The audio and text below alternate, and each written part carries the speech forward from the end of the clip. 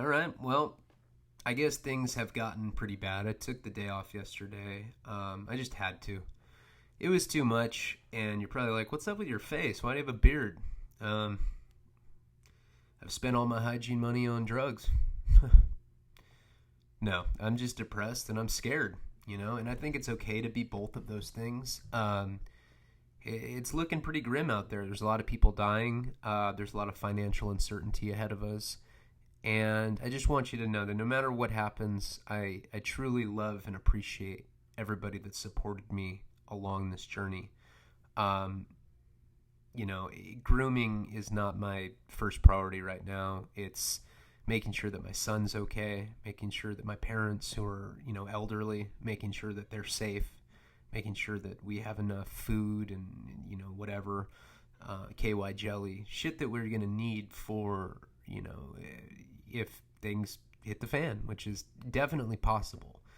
And I'm not trying to scare people, but, like grooming's not I'm not like, hey, Karina, I don't know, kind of thinking about a soul patch, babe.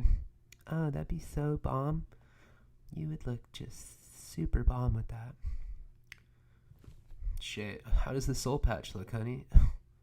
Bomb as I thought it would. It's just not like really what I'm trying to do. And I realized that like some of you guys really do enjoy my content, and you like laughing at me because I'm self-deprecating, and you like living vicariously through my train wreck of a life, and it makes your life easier. So, with that being noted, I will try. I will really, really, really try to just not read all the crazy stuff on Twitter and read all these insane articles all over the internet, and keep psyching myself out. Instead, I'd like to focus on just content creation because I think you guys deserve it. Those of you that have supported me and have helped my family and I. On this video, I'd like to give a special thanks to Jeremy and Dan. Both of you guys really stepped up and helped me. You know what you did. And, anyone else, of course. I also want to say Will Baggus has helped me a lot. And he won, I don't know, a blow book like 2 months ago. You guys have probably noticed that recently a lot of random stuff has just been probably showing up in your mail. Some book that you won in a raffle like 4 months ago, something like that. I really do. I've really been stepping it up lately. I have a friend named Joe that's helping me. Joe's another person that I really owe a lot of gratitude to. I don't burn people. I'm very disorganized. I'm very slow, but I've made a big effort. And Will, I just want you to know that I'm not putting you on the back burner. I figured out something that I think will make you happy. So I'm going to send you a film canister with my semen, a lock of my hair, and that's it. No, I'm going to give you something that's cool. I also want to say on Instagram, I really should start taking notes with shit so I don't forget it. Instagram, I got a comment. Some girl was like, I'm engaged to this guy named Keanu, and he watches you all the time, and he wants to suck your dick. Will you give him a shout out because he wants to suck your dick? And I was like, okay. But honestly, the reason I'm even saying something is, women like that go out of their way just to make you happy are few and far between. And, I thought it was worthy of mentioning. I know my wife's like that, so, they come around once every 11 or 12 years or so. So definitely hang on to that. What else? I don't know. That's probably enough depressing shit. Let's keep the introductions down a little bit. Let's get back into the stories. Some guy commented the other day, he's like, 5 minutes into this video, you haven't mentioned a thing about a pedophile, and that was on the, that was on the title. It's like, well, I think you're probably a first-time viewer, and it's pretty disconcerting that you're disappointed that nothing about a pedophile had come up in the first 5 minutes. You're probably on your way to prison, and you're probably trying to see what's happening to the pedophile, so you're busted. Like, comment, subscribe. Patreon.com/RyanLeo, even though it doesn't matter anymore. Let's get into the story. So Where are, oh, I've moved into hillbilly cell. Now, I'd gotten 2 conflicting assignments from the Peckerwoods. The caring group of white fellas that were at Lompoc that I'd known for about 10 days wanted me to try to, commit an attempted murder on weed. And now they're wanting me to whack some guy that's like 6'5", and a couple 100 pounds of muscle. That was the first kite. The second kite was like, we just need you to get intel work. So, I'm freaking out. Now we're in a cell together. And it's awkward. His face is stitched up. I don't really know what happened to him. From his account, from what I guess he had told people, when he was blacks. Ah. So, he was trying to blame the blacks, and we went on lockdown because of it. And I can hear my kid and my wife. Well, that's good. They're alive. All right. Bad boy. In Hillbilly, other people said that Hillbilly had run up some gargantuan drug debt, and he had hit himself in the face with a rock.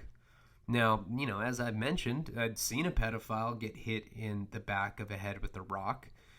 I don't think I ever mentioned who did that because he never got caught. But once in a while, there are big rocks on the yard. If the cops find them, they'll get rid of them for obvious reasons because they can be used as a weapon.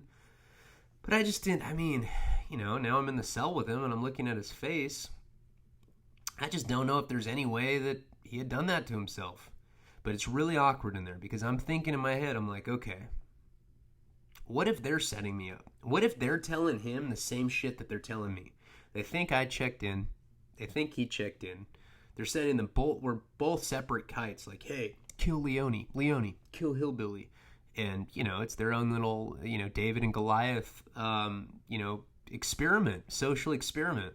Let's just see what happens when that 5'6" midget goes with that fucking, freak redneck. It's massive. It looked like he was on steroids and he's in fucking prison. So I didn't know what to think. And it was, it was awkward right when I got there, And I'm sorry, I can hear my wife. She's yelling at my son. It's okay. We love him. And anyway, it's distracting me. Sorry, my ADD is just so bad. It was awkward when we got in there. I think he was probably thinking the same thing, and I'm looking at his face, and, it's fucked up. It's hard not to look at it, It's hard not to look at him without staring at these big gashes on his face with, the coils of stitches just coming out of him. So, and he's very, not saying much to me. I'm just like, I'm assuming that I'm going to, take the top bunk. I'm basically saying I'm a bitch. Like, hey, man, you're bigger than me. You can have the top bunk, or you can have the bottom bunk. And he's like, oh, no.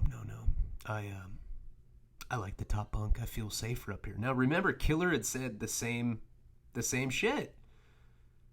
And I'm just like, the hell? It's like 2 people.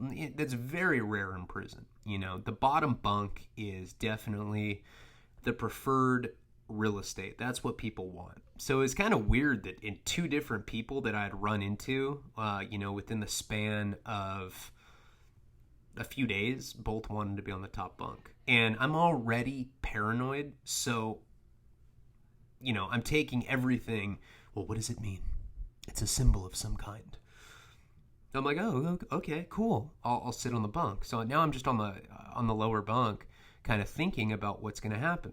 Now, he's not saying much, He I think he's like, listen, I'm on a very strict program. I'm on a very specific program.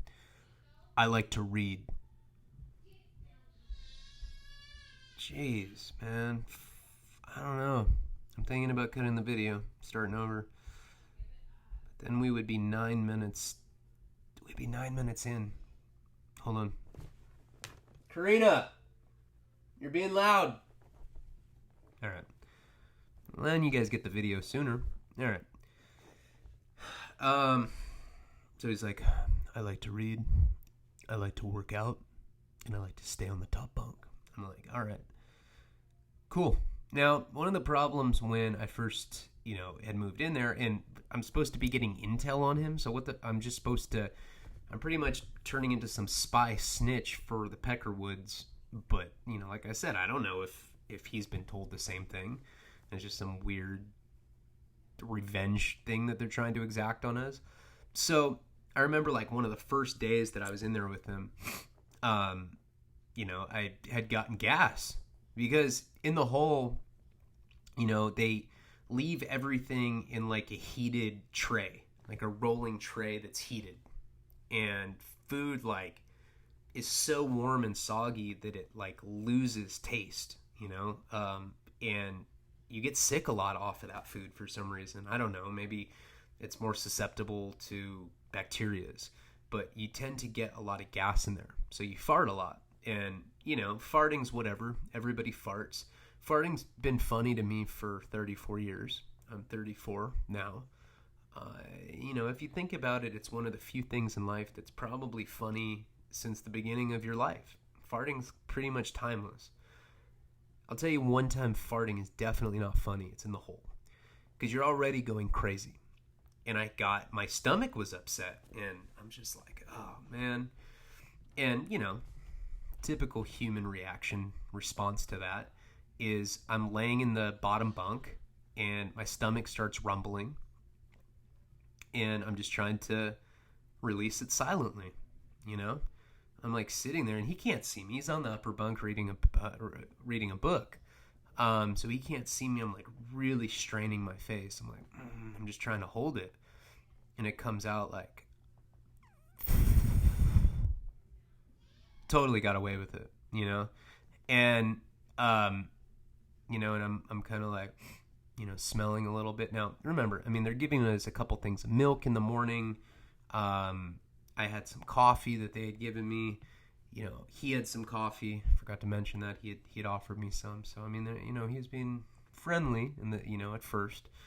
And it's just a bad combination for farts. Coffee and milk together for some reason expel the nastiest, smelling farts ever. It's like it's just straight. I don't know I can't even think of something that you can describe it as. Green eggs and ham. Just imagine what that would smell like. It's what that smells like. It's just this disgusting, smell. So, he didn't hear it, but there's no escaping that scent. So I just kind of play it cool. Like, I'm not reading or anything. I'm just laying there, just kind of like staring up. And he's like, oh, Jesus Christ, man. Oh, you smell, is that you busting ass down there, man? Fucking foul, man. That's disgusting, bro. You could just get up and you could fart in the toilet and flush it. And so, of course, I lie about it. I'm like, nah, man, that wasn't me. And he's like, are you serious? That fucking stinks. I'm like, nah, it wasn't me. So I sit down, and I'm still I'm still laying down on the bunk, and I don't know, another couple minutes goes by. I feel another one coming on, and I'm like, got it off again. I'm just gonna play it off now, and 15 seconds later, the smell must have risen, and he must have smelled it. And he's like, Jesus Christ, man. He's like, that has to be you. What the fuck? And I'm like, look, it's not me. I'm telling you. He's like, that smells like fucking sewage, man. I'm like, it's not me. It smells like the inside of a pumpkin. I'm like, dude, it's not me, man. He's like, God, I bet a pipe broke or something. Some shit, man. And it's coming through the vents. So, like, he jumps off the bunk. And remember, I told you in the hole, you have to wear these really uncomfortable, like jumpsuits. So typically, when you're just lounging around with your celly, you wear your high socks and you wear your boxers. You have 2 pairs of boxers. So usually you wear both of them. So that way your dick doesn't come out of the little slit, you know? You like put one pair on normally and you put the other one on backwards. And it like just prevents your dick from slipping out. I mean, mine's so small it kind of just stands there, so that doesn't happen. But there's people that have bigger dicks, and that definitely prevents their dicks from coming out. But now he's standing up and he's just wearing his boxers and he's wearing these high orange socks and his like shower shoes, and he's going up to the vent, standing up, sniffing it. He's like, I swear to God, man, some sort of pipe broke and it's coming through the vent. Disgusting, man. It's fucking foul, man. I wish I could just rock those fools. And this is an intimidating looking guy, covered in tattoos. You know, his neck's all blasted. He's got finger tattoos. He's got crazy shit on his face, and, you know, shaved head, and he's got this beard. He just looks like a psycho. I'm just a little 5'6" guy. But I'm still not admitting to the farts. I don't know why. I'll lie my way out of it. So he's still standing there, and he's like, all right. He goes back up to his bunk. Now, as he's standing on like the little ladder thing that's in the middle, you know, that goes from like the upper bunk to the lower bunk. There's like this little step piece that you can step on to get to the other bunk. As he's doing it, I feel another fart coming on. And I like can't hold it because, you know, the milk in there is just so, it's like always kind of spoiled. So it just kind of kickstarts stuff in your stomach. And they're the kind of farts that you can try to silence, but holding out altogether is nearly impossible because there's just so much like force behind them. So as he's stepping up to the top bunk, I'm like trying to hold it, and it's like, I'm like, fuck. He's like, I fucking knew it. And he just jumps down in the middle of the cell, and he's like, what the fuck is up? I'm like, dude, it wasn't me. He's like, shut the fuck up. Shut the fuck up. I'm like, dude, I swear, man. It was like okay, that time was me, but those other 2 times weren't me. I wouldn't lie to you, bro. He's like, you just said you didn't fart. He's like, listen, we're going to get one thing straight right now. I'm going to tee off on you if you fucking do that to me again, or if you lie to me again. I hate being lied to. I'm like, dude, all right, man. Well, it's just, you know, I was scared. He's like, is your asshole so loose that when you get scared, farts tumble out of it? Is that how your anatomy works? I'm like, dude, I don't know, bro. I'm nervous. I don't know what to tell you. I'm kicking Suboxone. He's like, oh, you fuck around? I said, yeah. I'm sick. He's like, oh, I got you. I'm like, really? He's like, yeah, you're my cell. I got you, but just don't fart anymore. He's like, I got a quarter of a strip right here. I was like, cool, yeah. So, you know, now he's got like all these books stacked up under the bottom bunk. I don't know, he has some book that, you know, is designated to keep the Suboxone taped in, you know, like in the middle of the book. And he has it like in some folded up piece of paper, and he has about a quarter of an 8 milligram strip. And he has a little razor blade. Now, razor blades are really hard to get in the hole too, because they they let you shave like once a week. But when they come around to do that, they just bring you one disposable razor. You can use it for a couple hours. It's usually short too. It's usually about that big instead of like being like a normal sized one. And then you have to bring it back, or you have to give it back to them. And they usually put a sign on your cell door that says that you have a razor out. And, you know, that way they can prevent suicide. They can prevent people from slitting each other's throats if somebody lets a fart rip like that. But, you know, once in a while people have ways where they can get them, and he had one. He had all sorts of stuff that you weren't supposed to have, but a little razor was one of them. But more importantly, he had a quarter strip of Suboxone. So he cuts me off, I don't know, probably maybe like 1 milligram, but 1 milligram, when you don't have a habit, and I'd been in there like a week or so. So whatever little baby habit I was coming off of from, doing the little bit amount of morphine that I was doing, Suboxone, little piece of a Suboxone when I could get it, and doing bunk black once.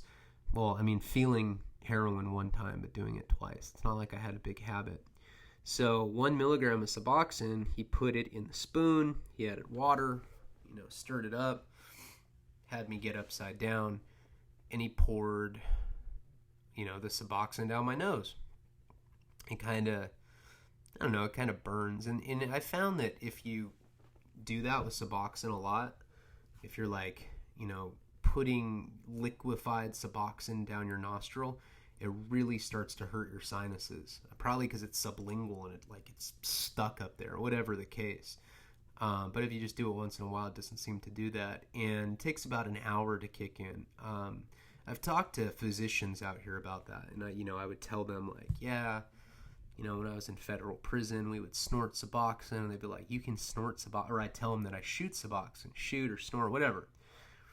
And they would always tell me that, the naloxone in it is actually, if you do it any other way besides sublingually, it's preventing you from, it's not as, I don't know if bioavailable is the right word, but snorting it, putting it in your eye, injecting it, any way besides sublingual, supposedly you're not getting as much. And, that's what doctors had always told me. But in prison, you can't tell a bunch of dope fiend convicts that it's going to work better if you take it sublingually as prescribed, rather than stick it in your nose or inject it into a vein. So that's how we did it, and it takes about an hour to kick in.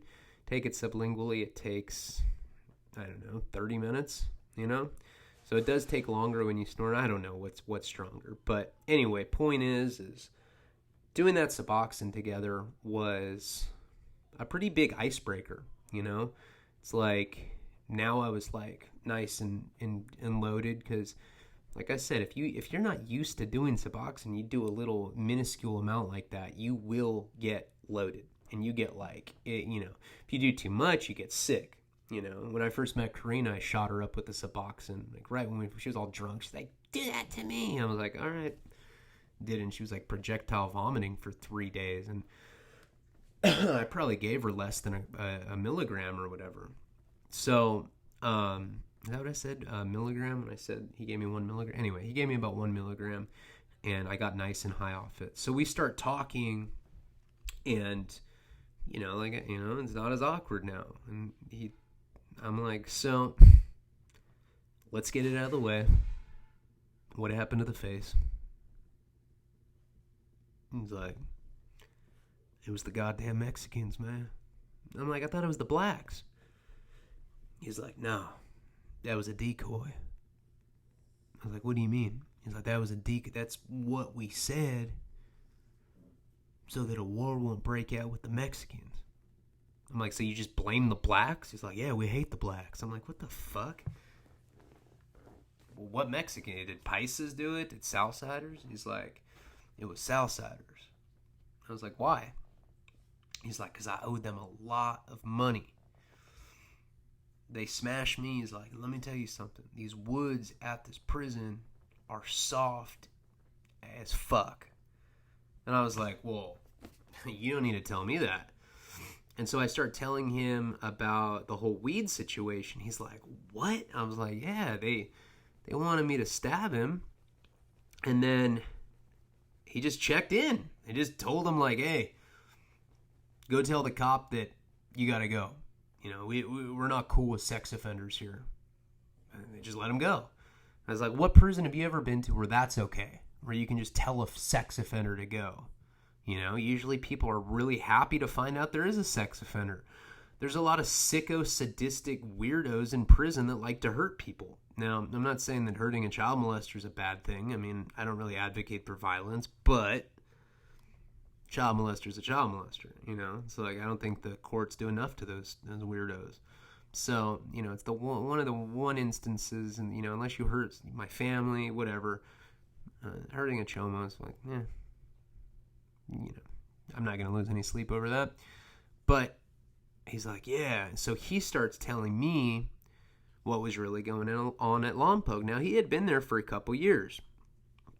I'd been there for like 10 days, maybe a little bit longer. I'm not even sure how long I was there. I wasn't on that yard very long. And, I'd met Big Meech, but that's what little interaction I had with him in that unit was that, but I was there with him, and the things that I told you occurred, which is pretty crazy because I didn't even know who he was until I got out. But he is such a big, there's such a big legend surrounding him. It's pretty interesting actually doing time with him and interacting with him in that setting. But, he had basically told me his story, and what he told me, at least what he told me, is that he was in the military. He was in Desert Storm, and I guess, he was high-ranking, I don't even know, something in the military that was high, sergeant, I think he was a sergeant, and he, had been deployed, going out there, typical, veteran tale, comes back, and the government just simply wasn't taking care of him, which, I've always been against. It's like, if you're brave enough to fight for this country, you certainly deserve for the government to look out for you when you get back, especially if you'd gotten wounded. And, he told me he didn't get like physically wounded, but he had real PTSD, which I would come to experience as I was living with him, because he'd get night terrors and he would scream in the middle of the night. But, he told me that he saw some really bad stuff happen over there. And, he told me some story about when he dropped acid over there, and then I guess where they were at got hit. I don't know if it was true. It sounded true. It just sounded like an awful story that, he had to see some of his friends all, their gore spilling out of their, fractured face while he was tripping on acid. It was all melty. And he just said he went through a lot of Desert Storm. And when he got out, and I guess he was in some, I don't even know. I forget. But, when he got out, he didn't have a lot of money, and he slowly started getting into OxyContin. He was from, I want to say Kentucky. Kentucky sounds about right. Somewhere in the South. And he got into OxyContin and got completely strung out.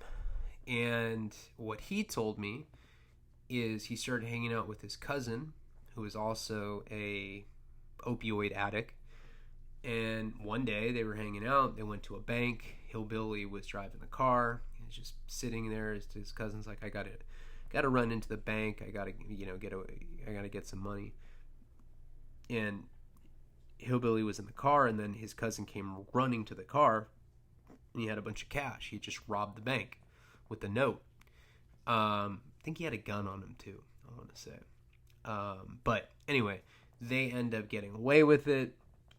Then later his cousin gets busted, tells on Hillbilly, says he was the getaway driver. Hillbilly tells me that, hey, I didn't even know that he was robbing the bank, which, I've been in some pretty interesting situations, but I've and hung out with some straight up scumbag criminals.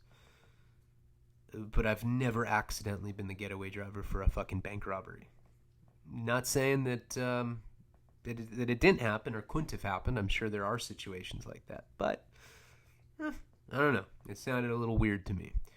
So he ended up getting, I don't remember, 9 years or something, and he had started his term in, I think, Greenville, which is in Illinois, and he had gotten strung out on heroin there, and he had come to Lompoc lateral transfer as the result of, an investigation.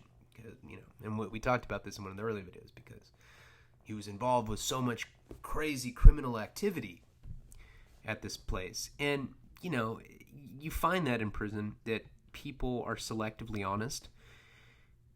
And a lot of people that are there on convicted charges. Like, I was in there for a conspiracy to distribute heroin the first time. I was in there for a violation the second time. I always admitted that I did it. I was like, yeah, I did that. It was wrong. and I feel bad about it. I probably destroyed people's lives.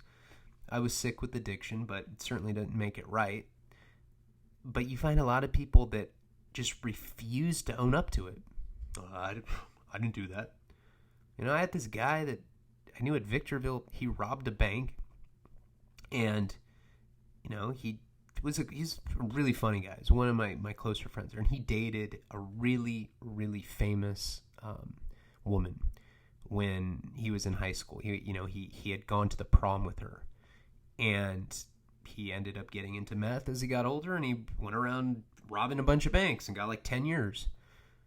I was good friends with this guy, and he swore, first of all, none of us believed that he had dated this girl because she was like one of the most famous pop stars in the world at that moment. And I don't even want to say who, because you guys can Google it and then you can figure out who he is. And I still know him to this day. He's a cool guy. But he would swear up and down he didn't do it. I didn't do that shit. Fuck that. They got the wrong guy, bro.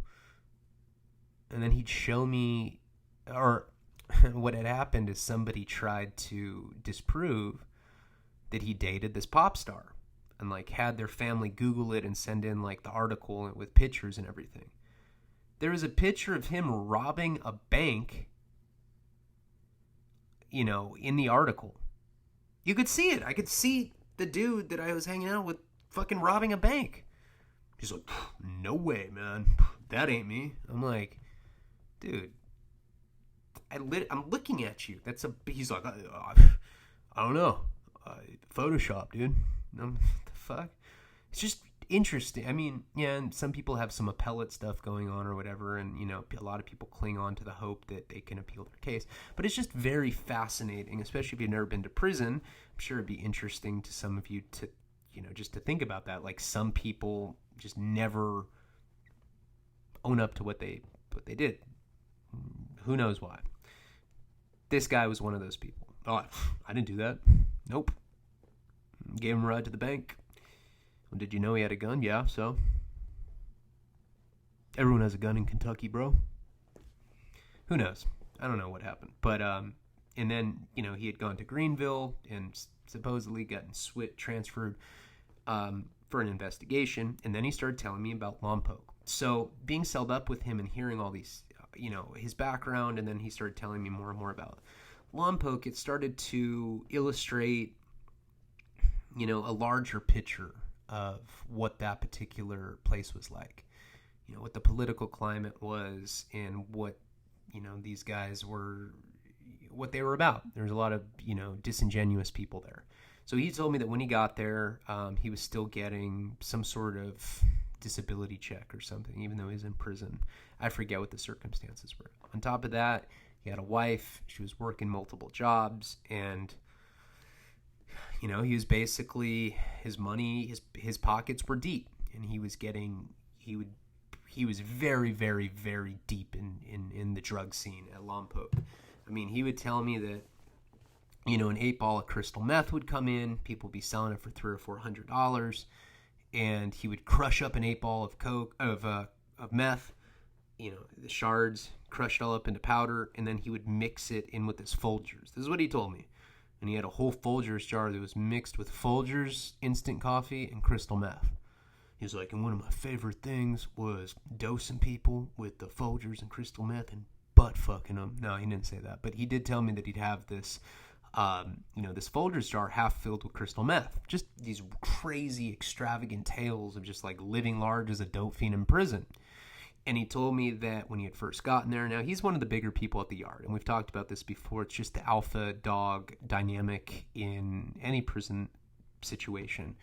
The hierarchy, the popular in crowd of prison tends to be, dictated by whoever's like who the bigger people are.